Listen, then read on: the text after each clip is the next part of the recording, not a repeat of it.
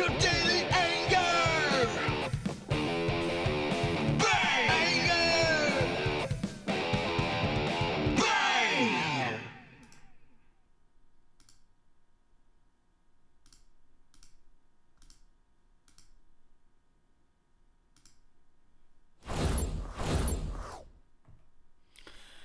Ladies and gentlemen, welcome to the Daily Anger Bang. My name is JC.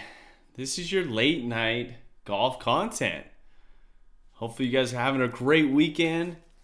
It's a beautiful Saturday, so let's just dive into it. This is the Daily Anger Bang, where we get too fired up about all things golf and mostly golf-related content for the most part. But I hope you guys enjoy the different setup. It's something that has been a challenge for me. It's been one of those things that you think and you're like, it's going to be so easy. It's just going to be a couple of, switches, a couple, new pieces of software. But at the same time, it's one of those things that I just struggle with for some god-awful reason. But we're here, we're doing it. Struggle with me. These first couple shows are definitely going to be kind of rough around the edges. But at the same time, hopefully it looks good. Hopefully it's presenting well here on YouTube. It's just, it's one of those things that it's just going to take a few episodes to really kind of get the hang of the software and just the switching type stuff. I'm not even really sure what the hell I'm doing. It's one of those things, but it's a fun journey for the most part. These are the things that excite me. These are the things that keep me motivated and moving on, trying to produce the best content possible. So with that being said, guys, let's get to the actual show. Honda Classic Round 3's in the books. But the thing about the Honda Classic is the PGA National, okay, the first 2 days, Thursday and Friday, good God, were just the simplest damn golf course in the world. The wind didn't really blow. The greens were kind of soft. The conditions were not very tough besides the giant lakes. Seemed like some guys were putting together some absolutely incredible rounds, and they were just doing it in a way that was just a little different. And it's one of those things that you look forward to, and you realize that golf courses are built at times with certain elements in mind. For example, wind, specifically the bear trap. Good God. Thursday and Friday did not look like a big bear trap. It looked more like I don't even know what the proper term would, but kind of the wussy trap. I mean, the guy who can't carry it very far. But when you're talking about the PGA Tour guys, they stretch those guys out so far. 185-yard par 3 really is a simple shot. It's either an 8 or a 7 iron. But when you throw wind at them and you firm up the greens, you're going to get bigger scores. And it's one of those things that brings the entertainment factor into play. And as Saturday generally has been moving day these last couple weeks with guys firing super low numbers, this particular week was absolutely a bit different. And you had guys come back from the field who literally just were playing pretty consistent golf. And it's one of those things that you look at, and you look at the leaderboard, and we kind of, half teased yesterday about some of the guys that were back there, like a Zach Johnson, like a JB Holmes, like a Stuart Sink. These guys have a ton of experience and a ton of playing time at this specific golf course, but not only there, but also just in the world in general. And some of these younger guys just don't have that experience coming up either from the Korn Ferry Tour or straight out of college. They just don't have the techniques and or the experience and some of the skill sets to get it done on a Saturday when things are needed to be done. So let's get to the leaderboard. It's one of those things that you realize real quickly that, a guy from Australia might play particularly well in the wind, a particular region where the golf course might blow a little bit, where he has to, flight some shots down. Matt Jones is absolutely kicking ass, just putting together really consistent rounds, specifically that 61 on Thursday that really propels him to the top of the leaderboard. But, not too far back is JB Holmes. I mean, he's going to be paired up with Matt Jones in the final round. But getting to other couple guys who played well today, CT Pan, Aaron Wise, just absolutely, the floor fell underneath him, shooting a 75.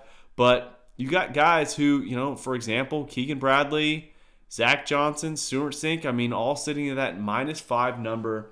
And, on a Sunday where it doesn't look like the wind's going to settle, until maybe next week, how far is too far back? And looking at the leaderboard, I don't know if a guy who's 5 shots back is too far. I mean, you get a guy who, I don't know, has had a history of putting together some low rounds, in the past. I mean, is it one of those things that, Camilo Villegas could do that? I mean, the guy did not play particularly well, but I mean, he's only 6 back, and with as much water and how tough it is out there, I mean, you just saw guys being able to put themselves in position where triple, quadruple bogey is absolutely in play sometimes. And if you're not hitting it great in the wind, things get a little hairy. I guarantee it. It's one of those things that you just look at and you realize golf is really challenging. Hell, Harry Higgs came off the golf course today, was just struggling. Shirt untucked, full of sweat, hat backwards, just wanting to get off the golf course. So who do we have this week? I mean, who do you got? I mean, it's one of those things that, I made a few bets, a few wagers. Unfortunately, Joaquin Niemann is definitely not playing great golf. He is he's currently sitting, I think, 2 or 3 under. And but I mean, is a guy like JB Holmes gonna get it done? I mean, the slowest guy in the world, who literally is the plumb bob king out at the golf course. I mean, this guy has been notorious, not only said by, by the media, by us here at the Aloha Press, but just other golfers. I mean, this guy is just absolutely a snail on the golf course. He definitely sets the pace for what? The television coverage? Because good God, it is going to be really rough. And a guy like, Matt Jones sitting at the top of the leaderboard, who is absolutely one of the faster players out on the PGA Tour, is absolutely going to get crushed. He is going to have to slow his game down to watch this idiot freaking plumb bob. I'm not a huge fan of the hefty, individual. He is not a fan of mine. I'm definitely not one of a JB Holmes fan. I mean, the storyline at Golf Channel after the round today was how slow play is going to be tomorrow. And then the guy's not even on the freaking golf course. It just absolutely irritates me to a point where, are we going to have this guy in the final round, in the final group, be put on the clock, really kind of put Mike at a particular position where he's not going to be able to even play, comfortable golf based on just his natural speed? It's going to be an evolving story. We're going to look after it. I look forward to watching the golf course and the golf tournament tomorrow at the Honda Classic. It's something I'm looking forward to. It's going to be a pretty interesting Sunday finish. It's one of those things that, they talked about. This could definitely change some of these guys' lives. I mean, a guy like Aaron Wise, absolutely, if he could come back, after shooting 75 and get himself in contention, get himself in a position where, a win would absolutely just propel him into having a job for the next couple of years, which would be absolutely crazy. Camilo Vegas, I mean, if he gets it done, if he gets one of those top spots, I mean, Russell Henley, I mean, these are kind of crazy. But even looking down the list here, you got Steve Stricker, HV3, Shane Lowry, all at 3 under. So it's one of those things that I'm looking forward to it, and it's something that kind of is shocking because next week we got a WGC where it's just going to be pumped full of the top 64 players in the world without some of the substitutions. We look forward to chatting about that maybe on Monday or Tuesday night. But with that being said, guys, really appreciate you joining me here on the Daily Anger Bang. I know I get a little fired up. I might use some bad language occasionally, but I've got a date, okay, with my wife, okay? I got a date with my wife, a cigar, a cocktail, and a fire pit.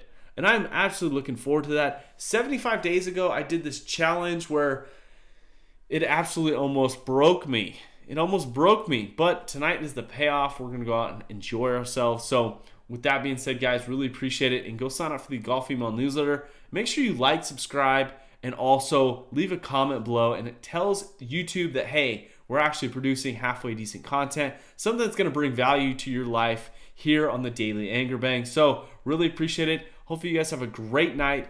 And as always, hit bombs, attack pins, and Aloha Press. Cheers.